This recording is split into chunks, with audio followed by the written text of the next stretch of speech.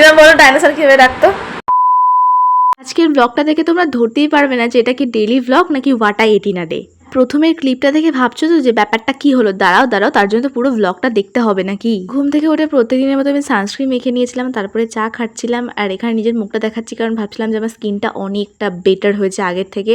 আর এই বেটার করতে করতে আমার নিজের নজর নিজেরই লেগে যায়। সকালে কর্নফ্লেক্স খাওয়ার পর এখানে দেখলাম যে কয়েকটা কালো জাম, তো সেটা খেতে গেলাম, এত কষ, খেতে না পেরে তারপরে বিট নুন দিয়েই লাস্ট পর্যন্ত খেতে হলো, তাও কিন্তু কষ লাগছিল। তারপরে স্নান টান করে এখানে পুজো দিচ্ছি। আর ক্যামেরাটা কোথায় রেখেছি তোমরা বুঝতে পারছো? ঠাকুরের আসনের মধ্যে, ঠাকুরের পাশে। আর এখানে ধূপকাঠি দেখাচ্ছি আমি ক্যামেরায়, আমি ঠাকুরকে ধূপকাঠি দেখাচ্ছিলাম। যাই হোক, আর এই গরমের জন্য আমার প্রতিদিন এতগুলো স্কিন কেয়ারের স্টেপ করতে পারি না। আমি রাত্রিবেলায় একমাত্র সবকটা স্টেপ মানে পরপর ফলো করি, তাই এখানে শুধু টোনার, সিরাম আর লিপ বামটা ইউজ করেছি, ময়শ্চারাইজারটা স্কিপ করেছি। দুপুরের খাবারে এখানে আলু ভাজা, উচ্ছে ভাজা আর তার সঙ্গে ছিল এটা হচ্ছে গিয়ে পাবদা মাছের ঝোল, যেটা আমার খুবই ভালো লাগে খেতে। সে দুপুরে ঘুমিয়েছিলাম সেটা তো ম্যান্ডেটারি। তারপরে হচ্ছে কি এখানটায় সন্ধ্যা দিয়ে নিচ্ছি, আর তারপরে যে ধূপকাঠিটা থাকে সেটা হচ্ছে গিয়ে যেটা তুলসী গাছ আছে, তুলসী গাছ ওখানে রেখে আসি। তারপরে দিদিমার সঙ্গে চা খাচ্ছিলাম অ্যান্ড দেন ভিডিওটা দেখো তোমরা।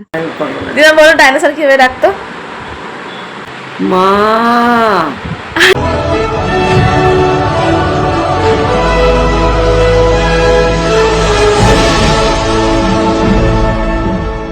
মা मैं হিরোইন হু।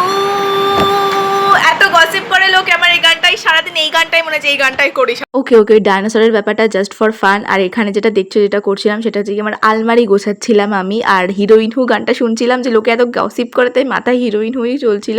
আগের দিন যে নর্মালি পরার জামা কাপড় হয় সেগুলো গুছিয়েছি, আর পরের দিন শাড়ি গুছিয়েছি। আর এটা দেখাচ্ছিলাম যে এতগুলো আমার শাড়ি, অবভিয়াসলি এতগুলো আমার না, এখানে দিদিমার অনেকেরই আছে। তো যাই হোক, ব্লগটা আজকে এইটুকুনি থাকলো। Bye bye. শাড়িগুলো দেখতে চাইলে কমেন্ট করো, একটা ভিডিও পোস্ট করবো।